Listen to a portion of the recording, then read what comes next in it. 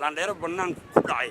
maadaama aan naqday oo bannaankan ku soo dhacay cilada ummadan aan ku soo dhaweynay saacadihii ugu dambeeyay waxaa warbaahinta Itoobiya qabsaday sawirka ninkan idin muuqda oo ah wiil Soomaaliyeed oo magaciisu yahay Taliya Laandheere kaas oo mucaaradka Itoobiya ay ku sheegayaan inuu yahay askari Eritrean ah oo lagu qabtay dagaal ka dhacay gobolka Oromada ma saxba warkan maxaasa ka runayn Taliya Laandheere uu gacanta u gala mucaaradka Itoobiya ma yahay Taliya Laandheerihii aad garanaysay mise waa nin u muuqaaleg ku soo dhawaada warbixin ku aadan dhabaashiyaha sheekadan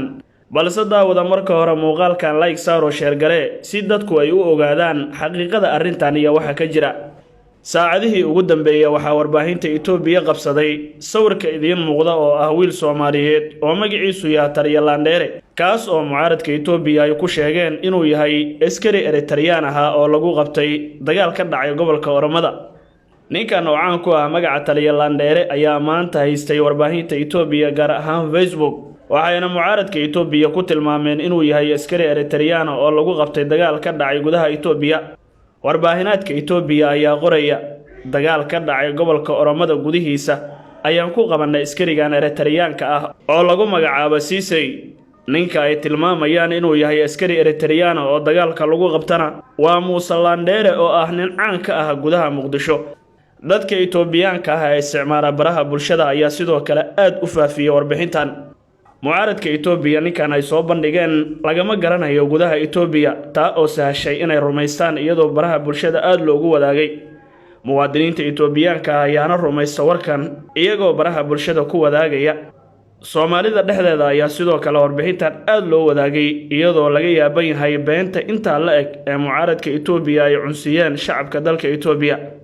dadka isticmaala social media ayaa arrintan aragtiyo kala duwan ka bixiyay iyagoo ku maasanaya beenta inta la eg ee warbaahinta Itoobiya la wadado qof kamid ah dadka baraha bulshada isticmaala ee isagu arrintan ka hadla ayaa soo qoray beenta mucaaradka Soomaaliya ay hooyooyinka Soomaaliyeed kaga ooyinayaan waxay la mid tahay midan mucaaradka Itoobiya ee leh waxaan deegaanka Oromada gudihiisa dagaal ku qabsanay askari Eritrean ah oo lagu magacaabo Sisay hadda sawirka askariga ay sheegayaan waa Taliya Laandheere oo jooga Muqdisho iyo xeebta Liida ayuu yiri qofkaas haddaba xaqiiqada warkan ayaa ah mid been abuura iyadoo warbaahinta Itoobiya iska qaadata sawirka Soomaalida iyo Eritrean-ka waa dad isku face sida daraadeed ayay mucaaradka Itoobiya u soo qaateen sawirka Taliya Laandheere waliba muuqaalka Taliya Laandheere wuxuu aad u shabahaa dadka Eritrean-ka ah maadaama timihiisu ay yihiin kuwa raama ah oo aad u dheer isla markaana adag sheekadan ayaa aad loogu wadaagay warbaahinta baraha bulshada iyadoo hadda la sugayo inuu ka soo hadlo Taliya Laandheere oo isagu ah ninka sawirkiisa la isticmaalay ee lagu sheegay inuu yahay askari Eritrean ah oo lagu qabto gobolka Oromia isagoo dagaal kaga jira haddaba daawada arrintan sidee adiga kula muuqataa qaybta hoose ee faallada aragtidaada noogu reeb mahadsanid